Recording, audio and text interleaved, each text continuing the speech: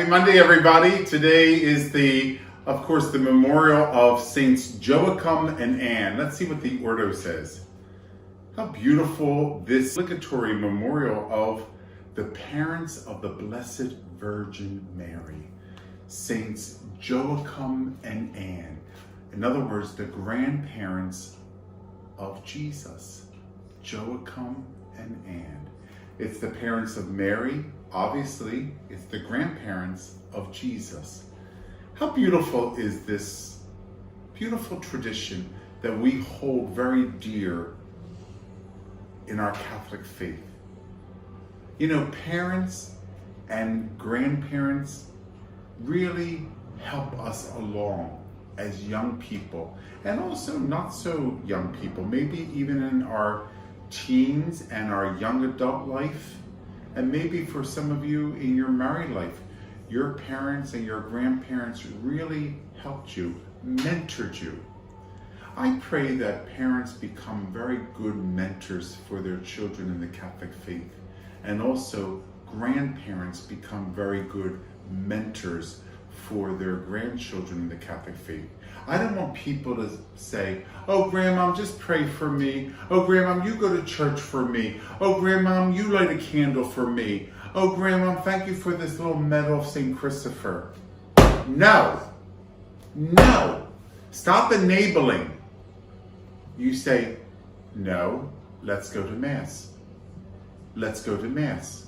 Well, you don't believe? "Oh, yeah, I believe. I believe in my own way." Well, what does that mean?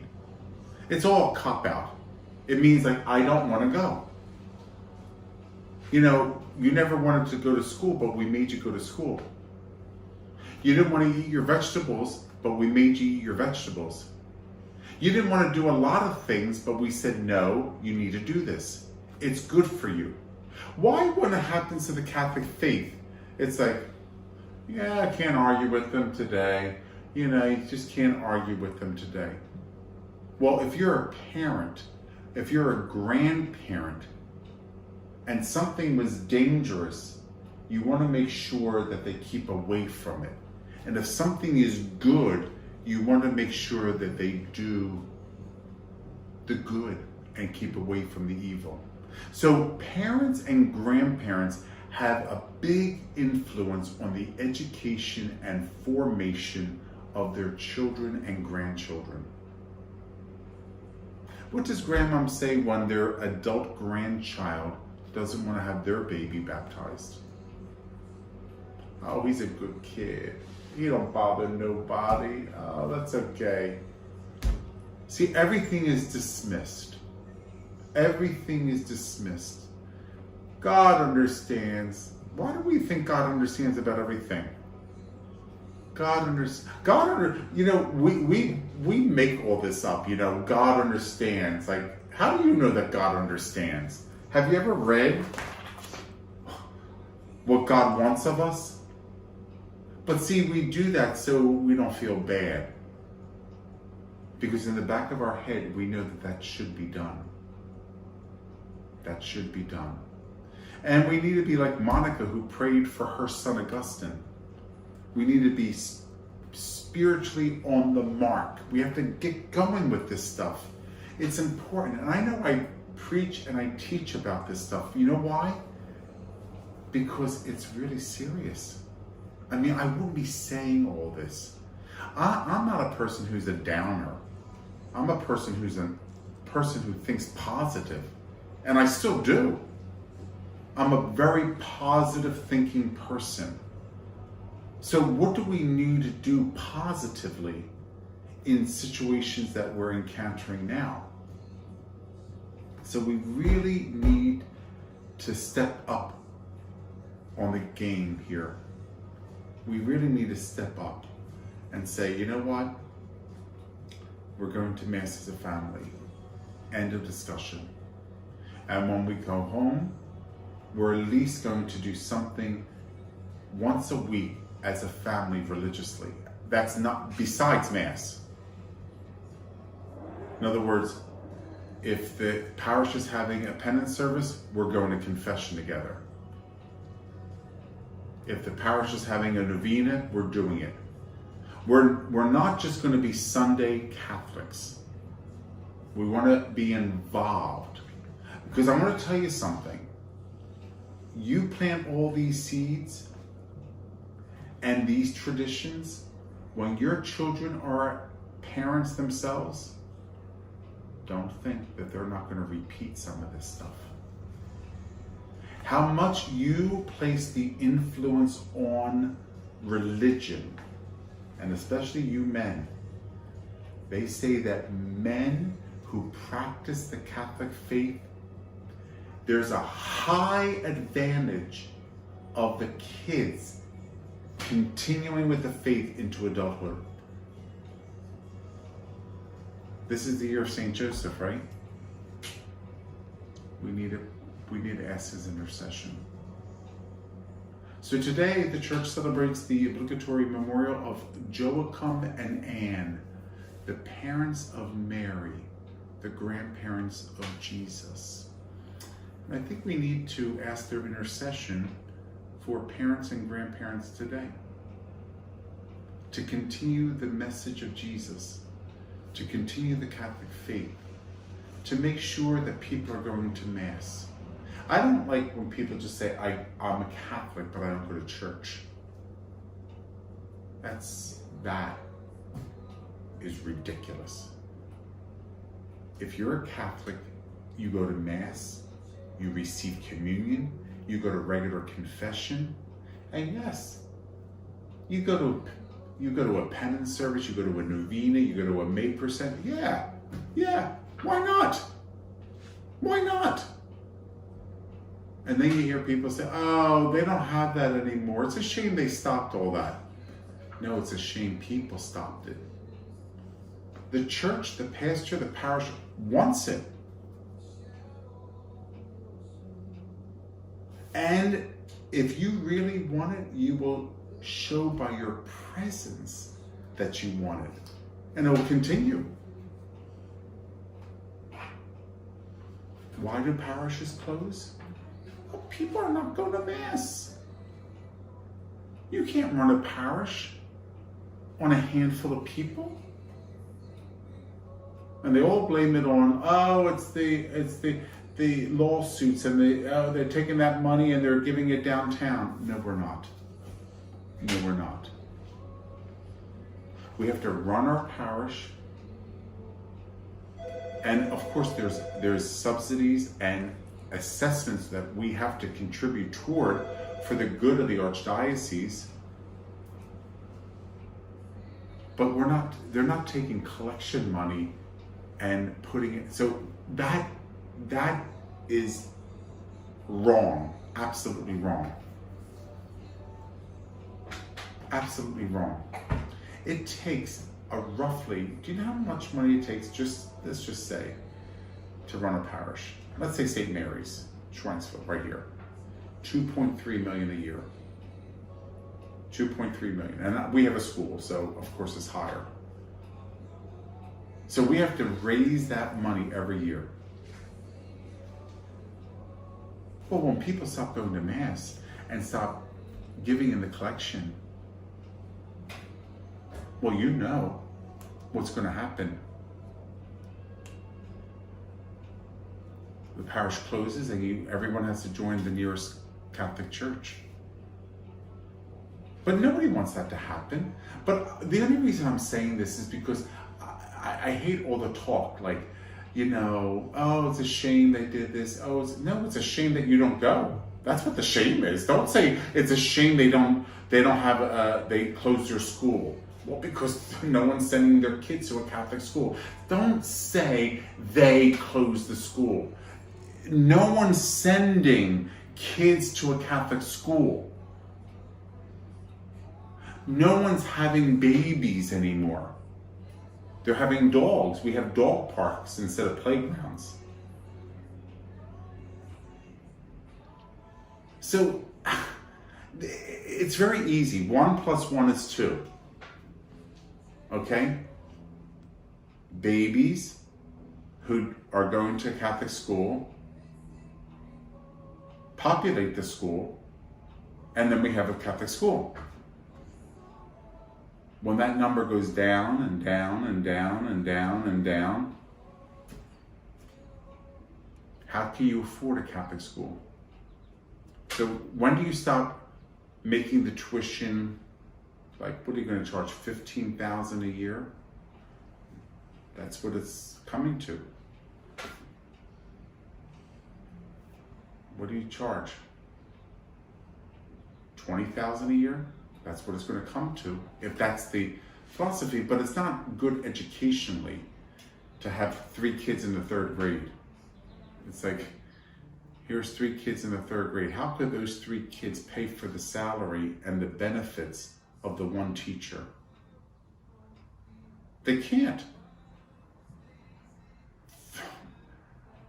It's all math. And, you know, we do it with our home utilities. We do it with our own personal life at home. Jobs, you know, sometimes, oh, mom had to take a job because, you know, dad was laid off, or dad needs to take a second job because we have this coming up. It's very difficult. So I just throw all this in. You know how sometimes God just tells me, here, why don't you just say this? So that's why I say these things. You know, maybe I'm preaching to the choir. Maybe you're at home shaking your head. I know, Father, I understand. I understand. Well, there's many people that don't. There's many people that don't understand that, you know, oh, there's always going to be people going to church. Oh, there's always going to be priests. Really? Really? Then why have we, when I was in the seminary, when I entered the seminary, I think we had over 300 parishes. We have 214. Okay, so now what? Now what? How many schools do we have? How many elementary schools do we have? You may think 214 because we have 214 parishes. Nope. We have 102 schools. So we have 214 parishes and we have 102 schools. Just want to tell you all this on this obligatory of Joachim and Anne, because they're the parents and the grandparents, parents of Mary and the grandparents of Jesus. All about parenting and grandparents and just promoting the faith.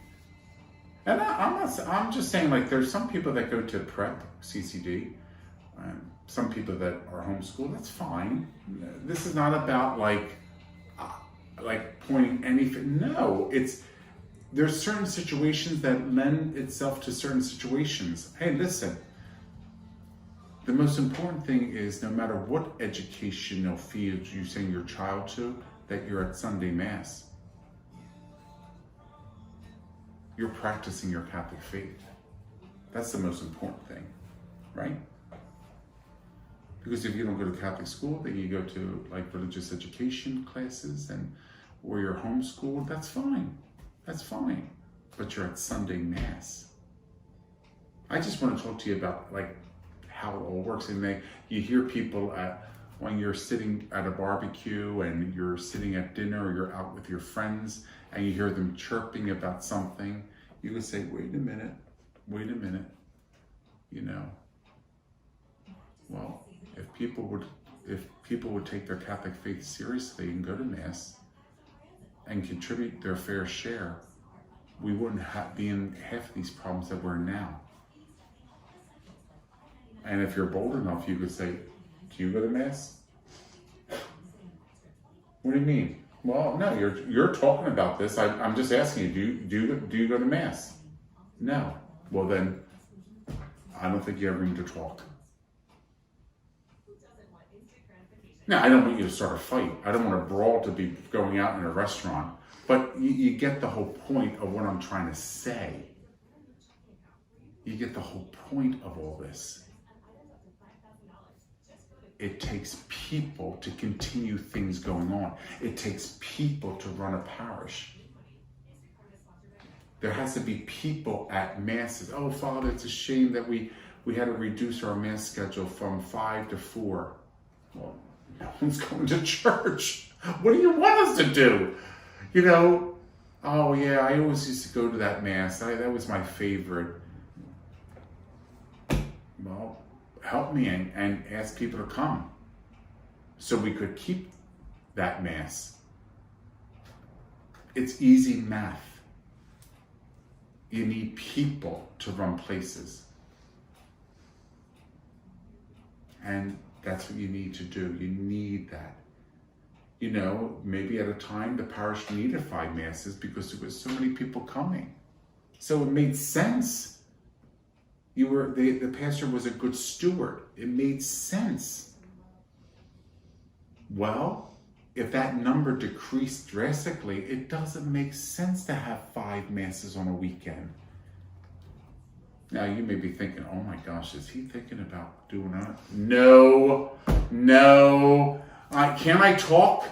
Like everybody like you can't talk about this, or you're always like, I want what Father Bellopede is doing at St. Mary's. Are they going to reduce their mass schedule? Are they going to? Don't worry. If we were going to reduce our mass schedule, I would put it in the bulletin. I would get up on a Sunday morning and I would say, okay, people, this is the deal. This is how it's working. I wouldn't do it through a YouTube reflection. But I'm just saying all these things so that you guys can really articulate the Catholic faith and real issues that parishes face when you're with people having dinner or at a barbecue or at someone's baptismal party or First Holy Communion party, and someone's like, you could be like, wait a minute, just calm down a little bit. You know, there's an explanation for everything. But I think people, Catholics, need to talk more. And like I said the other day, don't throw the church under the bus. Don't throw the church under the bus. Because the church is your family. You belong to that family. So you're throwing yourself under the bus. And you're throwing me under the bus. Don't throw me under the bus, please. You know, just try to talk to people realistically. And I always say to people, hey, listen, I'm going to talk to you about this. You may not agree with me, but I'm going to give you my 2 cents. You could always do it. You could always go in that way. You may not agree with me, but I'm going to give you my 2 cents about this. You know, it takes people to run a parish. So one dies, there's one less parishioner. One moves away, another less parishioner. One stops going to church because of COVID, another one. And then it adds and adds and adds. So you just say, do you guys go to Mass on Sunday? Well, we were thinking about it. Great. Where do you live? Why don't you go to St. Mary's? Why don't you go to this parish? Or why don't great, come on. Well, maybe we should. No, come on, absolutely. And maybe this weekend we could go out to breakfast afterwards. Or that's how it all starts. It's all relational.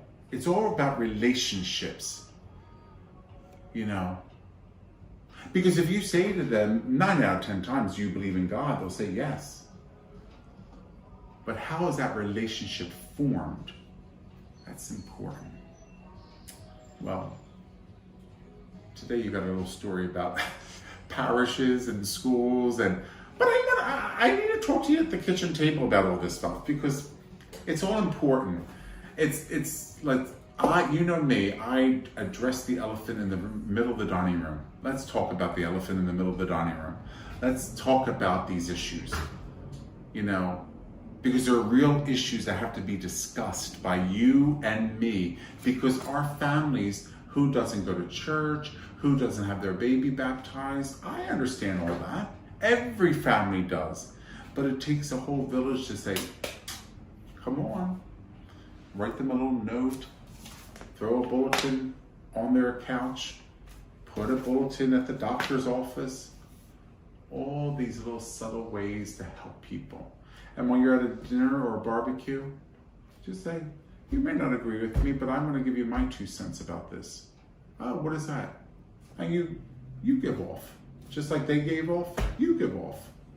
All right? So, Saint Joachim and Anne, parents of Mary and grandparents of Jesus, pray for us and our families. Have a nice day, everybody.